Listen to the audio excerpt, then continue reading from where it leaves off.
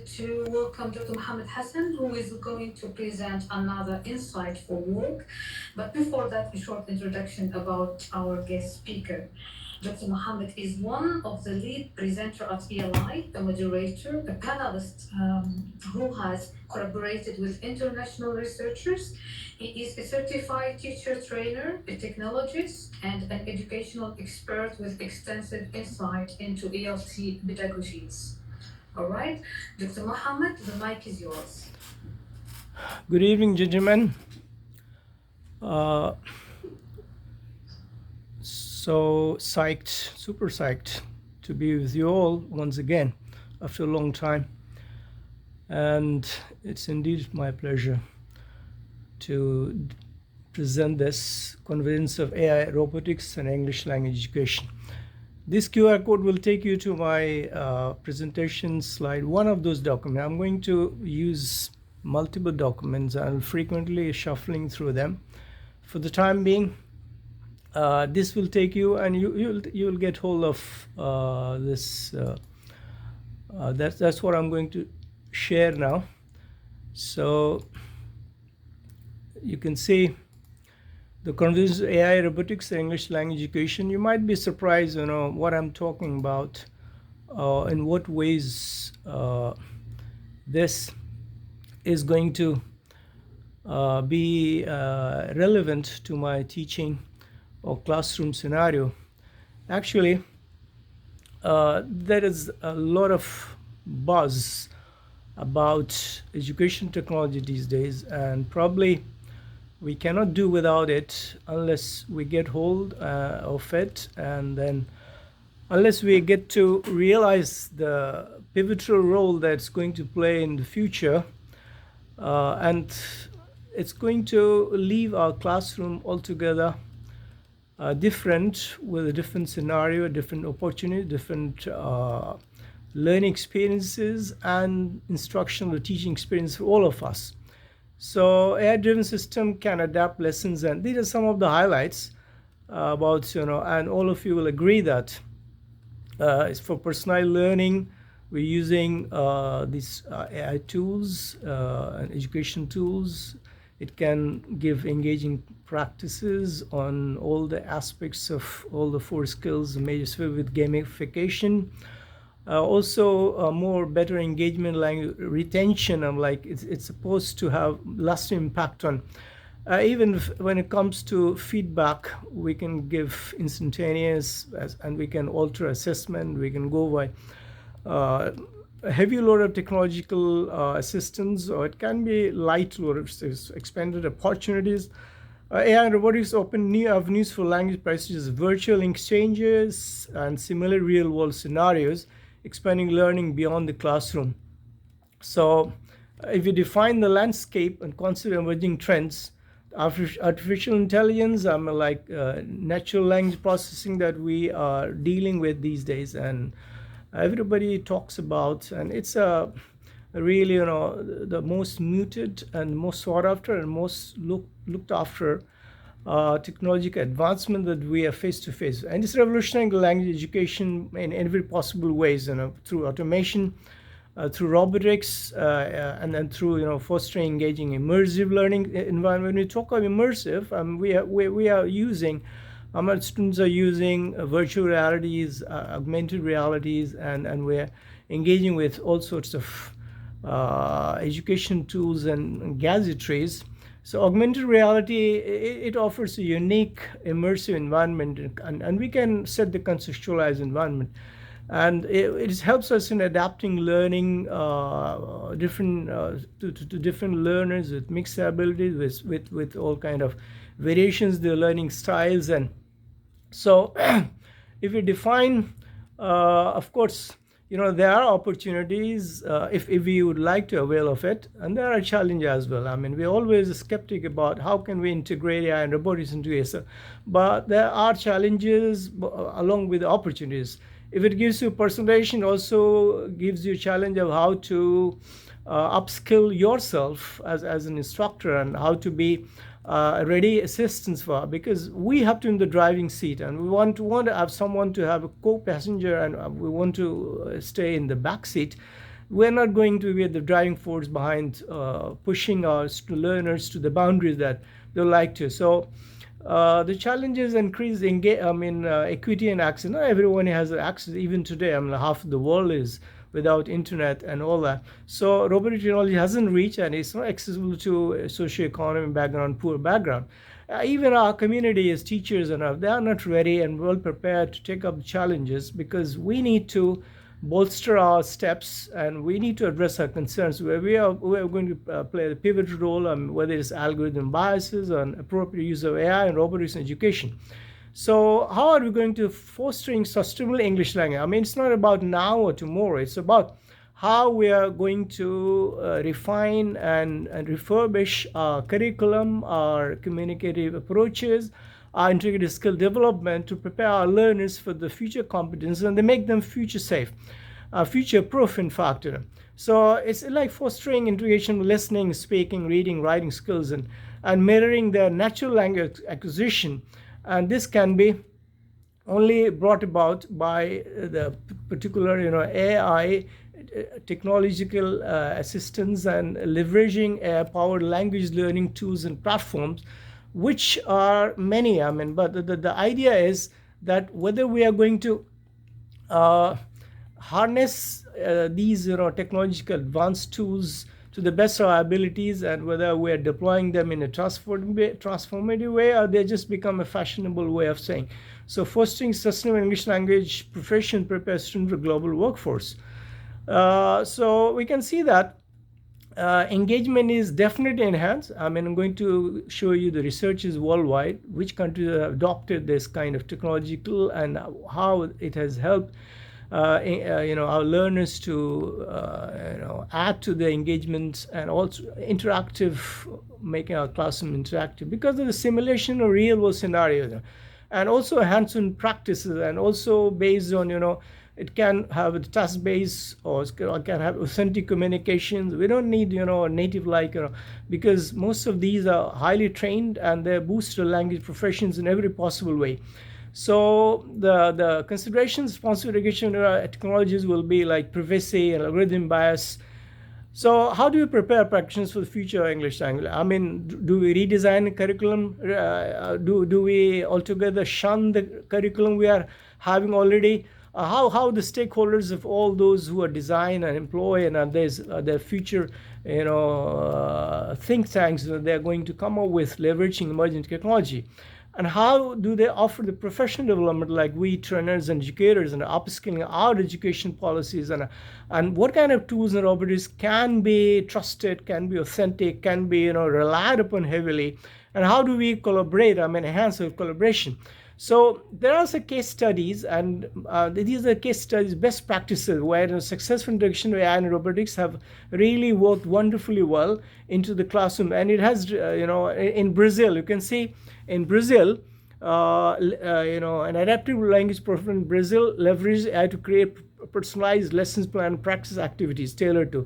Then we have in the use of programmable robots and other robots, applied technology in other places as well. So I'm going to show you more examples of where these forward-looking collaborations are already in place, and how future English language learning is undergoing sea change in not only in the kind of leveraging for interactive immersive deployment, but also to how we can maximize the. So if I'm going to go to the scenario where we have lots of skill building efforts through other. So if you look at this, I'm sure that you're going to agree with me that we need more of skills than having degrees alone. How many of you will go for an all-out degrees without learning to do things? Now, 21st century, we need to have competence instead of only having degrees. And degrees can take you a bit far, but skills will keep you alive. And we are not going to lose any jobs if you have some of the skills that we have developed. And we get to realize that we need to develop newer skills nowadays, and everywhere. It's not just So if you want to make your kids smarter, we are not simply teaching them how to be a programmer. We're teaching them how to develop the skill of mastering the keys of the piano. So I know that most of us are really worried about that. Oh, this AI deployment is going to take away our jobs. Look at the scenario.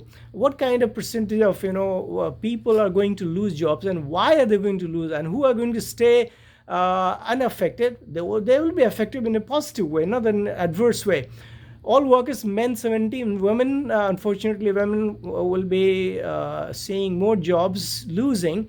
White 20, Hispanic 13, Asian. And this was a survey done by the American Indians of Pacific Islands, 60%. But the remarkable and what is noticeable is that higher student graduates, they're 20%, on some colleges are 90%. That means college students, they must master AI if they have to survive in this world of 21st century, where competences are more important than, in fact, degrees.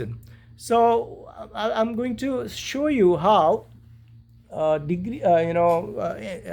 the deployment of technological gadgetries and how making inroads in the life of students, and how even our students, I find my own students using iPad, and many of the applications are there I'm not familiar with, and maybe they are getting smarter, and I'm getting to learn from them a possible scenario where they will be faster and quicker. So what is a possible prediction of how humanoid robots may start replacing English language teachers in the future? Most of the time I find people showing the naysayers and negativity, and about they are disbelievers, or they say that, come on, no, it's too far.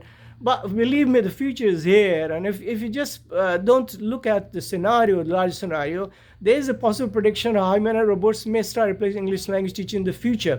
So how are they going to replace them, and who are being replaced, and how long are we going to survive if we don't reinvent?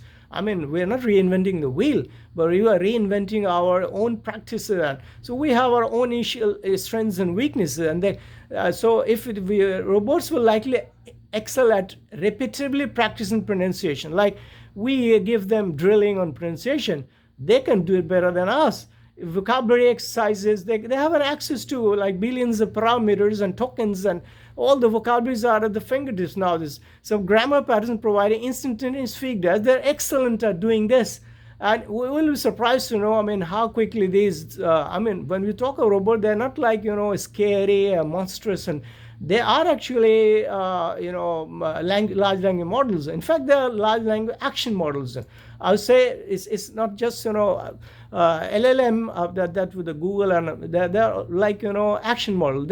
They can create pictures, a world of, immersive world, and humans certainly have potential to realize that make English language world as is affecting the health, as is affecting the agriculture, as affecting the other areas. And in fact, I've come to the conclusion that health and education going to be the most affected, fields where. So look at, I want you to read this. This Godfather of AI speaks in thread of such surpassing humanity. Jeffrey Hinton believes AI is already having experience akin to human. And artificial intelligence is no lesser than our intelligence, which has been put to the, maximum output of only 14%. And artificial intelligence, the way it is exponentially growing with the kind of computational powers being fed into, that's mind-boggling. If I have to delve deeper into the kind of I've experienced in the last, say, 8 months, 6 to 8 months, the kind of pinnacle and the kind of stage that is already reached. That's scary. So artificial intelligence continue to evolve at astounding pace. It's not just faster pace, astounding pace. How will the world change when it enters an age which humans has been surpassed in all fields? So the future is here. I'm not faking the future. I'm not making it sound so scary. In fact, it's already here, and we're witnessing it. So we are being fragile. because of our incompetence of, not catching up with the skills that are required to survive in 21st century, learnability, escape. So we are fragile, and what we need to do that, we must put AI as a goal to fix this fragile, cup of, like it's a metaphorical way of saying that. That means we have our, loopholes and plugins, we have our own pitfalls, and we have downturns. How are we going to, if we can continue to become, Luddite and disbelievers, and we don't take it in the time will come when, we will be not, mastering, and won't be the hegemony that we have in the classroom or the students. Our students will be, paving the way for us. So much, one of my colleagues there just talked about measure, and so there are hundreds of like them, and I'm going to show you plenty of them. I'm showing you the scenario, all over the world, all over the tech conglomerates and giants, what they're up to, what are they bringing to the plate. And believe me, I'm lots on my platter. I'm going to, a lot of fish to fry today. Believe me. In fact, it's like I have until today, I have amassed every information that's relatable, that's relevant. And if we as instructors and we as educators, we have to remain relevant, we cannot turn a blind eye. We cannot, it is not going to fall flat on us, because it's here and we are face to face with it. So AI revolution, you must have heard of Noah Harari, He says, understanding human history can be challenging enough for adults. And how do we explain to the kids?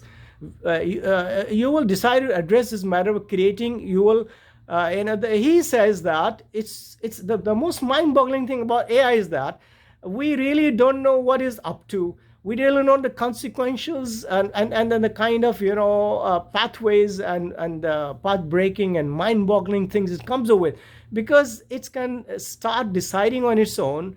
It can give you the kind of landscape you haven't charted before. And I could have shown you the video of this, but for the time being, I have plenty of videos to play. So I'm simply giving an idea of what's happening worldwide. Why are we so really worried and apprehensive and loads of, and I share that apprehensions for all of us, and as a community belonging to educational and education technologies have been in use, but not to the extent that, like the other day, I came in an analogy that one of my friends said that now printing press everywhere. In fact, every palm, there is loads and loads of encyclopedias, and just click a button away with tons of information that's very hard to glean. That's what you call a tech stress. So we need to utilize these technological advancement for the benefit of the classroom and our learners. Now, how we are going to deploy it, there are ways of flipping the classroom. And we have been talking about flipping classroom. What is flipped classroom? In fact, when we give autonomy and greater control of our students and learners, and they use their home environment with lots of gadgetries and all the resources at hand in their, and they're going to come up with the projects, and they will bring to the class, and they collaborate, and they in the real time. It's not like collaborations at home and then other day and all that. It's the real time. So it's a personalized way of, and it's better than face to face in the sense that flipped classroom based is a professional level. They can come up with a greater kind of input, and that's unthought for, and classroom doesn't allow us to give so much autonomy. And there are so many language games activities we cannot play face to face because of limited time, but they can have online resources and more engaging interactive. So robots can conduct vocabulary quizzes, language trivia, other language-related games to enforce learning. And robots can lead language games and activities through virtual platform. We are using virtual platform. We have, there's nothing new about this, we have been using. The thing is that what platforms we are using, we are not using the platform per se. We are using the agents. We're using the bots. The bots are in the servants in the hands, and those bots are being turned into agents. And agents are going to, be like your assistant in the class, or like we have TA, teacher assistant. So there will be assistant 24/7. So why not, capitalize on the proficiency and having the, all-time, assistant with you, and he's at the beck and call. He can command, and we can do language practice through dialogues, so in fact, our role is paramount in the sense that we are behind the scene, even deploying and letting the learners virtually carry on the sessions and carry on with receptive feedbacks and corrections whenever time whenever occasion happens. Instead of being breathing on the neck as a facilitator alone, we can be assistive in our own ways, and there are ways in when we can have writing, grammar, and all that. So in fact, the whole world knows now that these kind of AI tools, and they are really really helpful in getting to.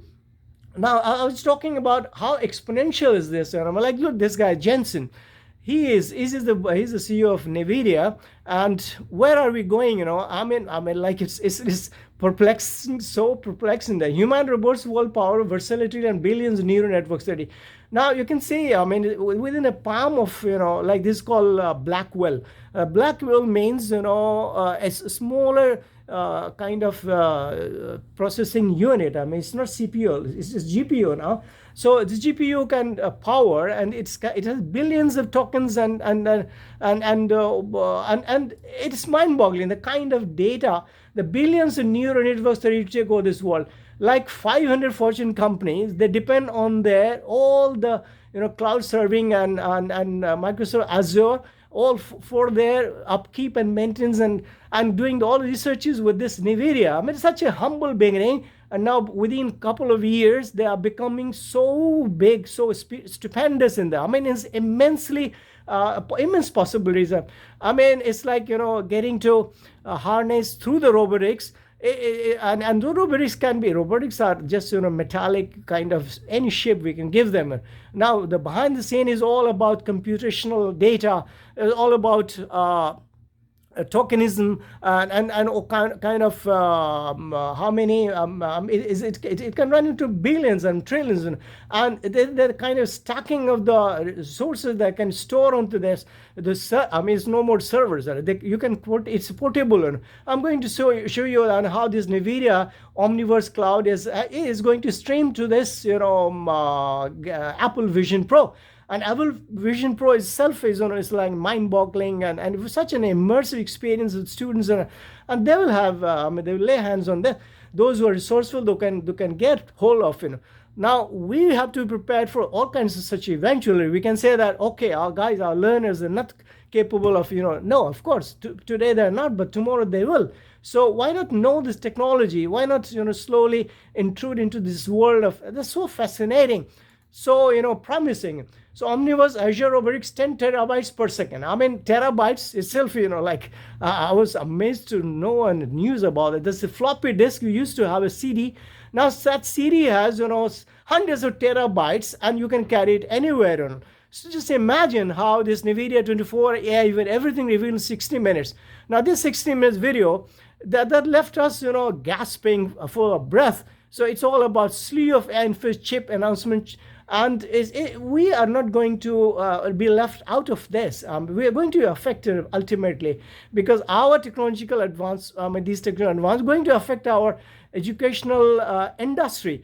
Education is another promising industry, like health, like agriculture, like other industries, no different from.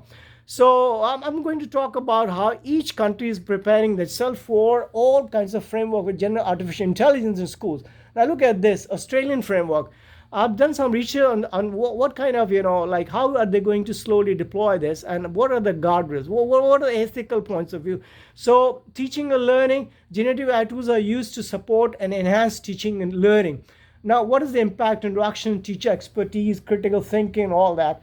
Now, human social being, of course, without our well-being, our like the kind of, well-being that we want for our learners, and kind of emotional intelligence, and our kind of interpersonal and other kind of. So obviously, we don't want these gadgetries and all to bombard them altogether.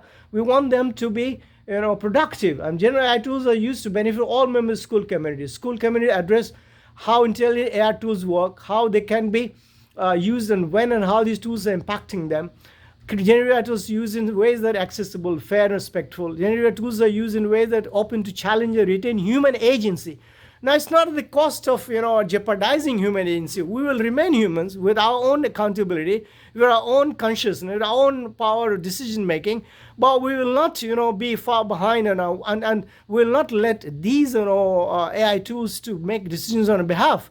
So we will rely, we'll monitor, we'll have our own responsibilities, and without our knowing these, we're not going to really, be in control, in command. So the thing is that if we cannot really go for this kind of, skill making and 4D education, what is 4D education? We need to, harness the knowledge. We need to understand, and then the thing is that it is interdisciplinary. I'm really, stunned to know that how English language teaching is being embedded into scientific inquiry. In fact, I have been, studying how the interdisciplinary, kind of knowledge knowing, and know your world, know your technicalities, and all the critical thinking abilities, and future competence, and future safing, and all of these are amalgamation of all these, and they all are being, embedded into our learning, cycle. Look at this meta learning cycle, 4D education: character building, skill building, knowledge building, and metacognition. This is the growth mindset that we want our learners to grow with. And the modern education, technologically modern classroom should look like something like this, where we have a good mix of all the kinds of technology that we have, and what kind of, access to the gadgetries, and where we are. In fact, I have lots of videos to show you that what's happening in the world of, video making, world of, vocabulary building, world of grammar teaching, world of feedback, instant feedbacks, world of, we have so many, a slew of tools and implements and at our disposal. We need to employ one of them, and that will bring about a, welcome change in our classroom scenario. Look at, what do the think of this, when we think of AI in our classroom. Now, what comes to your mind instantaneously, and what do we really worry about? What do we really worry about? Is it about policing? Is it about actually, I have not been keeping an eye on a good eye on the chat box so far. Why? Because I'm using the 360-degree this screen. Anyway, you can hold on your horses until the last minute, and I've given you a QR code that will take you to my page, where you can see all the kind of slides and questions and all that. And in fact, I have created a discussion board where we can discuss, and you can give me back this let me copy the link and share you quickly, so that you can, if you really like to interact with this use this Padlet, and I will getting instantaneous posts and comments and on this. So policing AI, this is, we are not policemen. We're not going to police the classrooms and how far plagiarism is being, that's not our job. Our job is to train them how to use in the best case scenario. Our job is to train ourselves first, engage ourselves in and get to know about how, to what extent and how, and it could be macro level, it could be higher levels in the classrooms, and there could be some policy changes that has to be brought about. It's also about redesigning our courses, maybe trying to include some technology based instructions input, where we can get to know how far it's serving us, is giving us as the right input, and how far it has been successfully deployed. And so we must be wary in the classroom when we are really in a commanding position, to show our learners the reasons to use. And what are the reasons that we really we have always applied, and we always used this ICT, information technology in our education, sometimes for curriculum update, sometimes for continuous learning, sometimes for productivity, sometimes for giving the feedback. So we have been using it. It's not that we haven't been using it. We have been using it in all the time and always. And how does it help us in having the critical thinking and ethical aspects in the age of generative AI? Have you thought about how we can train our learners to be a critical thinker in the age of AI in education?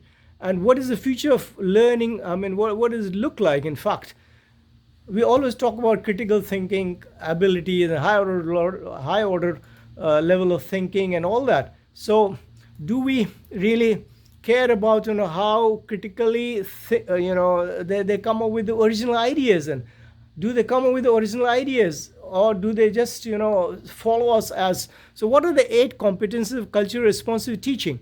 Now when we delve deeper into our own practices, these are the 8 practices that we must attend to, and we must use for like recognize the biases, draw in students' culture to shape curriculum instruction. When we talk about shaping our curriculum, we must shape we must put into our minds the kind of cultural well-being.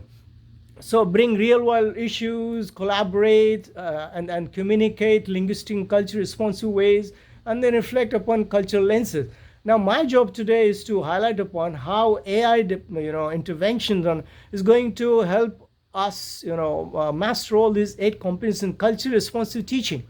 And this is possible, like these days we have plenty of resources in the sense of like course completions. So it's a simple, and 3 lessons, 3 minutes. What is the school AI? What are the tools that we can use? How can we use the assistant co-teacher? Now when I talk about assistant co-teacher, it took me around 10 minutes just to master this, and I complete this course. I mean, there are so many platforms like school AI. There are other also. So where you can quickly get to know what's happening in this world, and delivering autonomous education as Stanford School Education.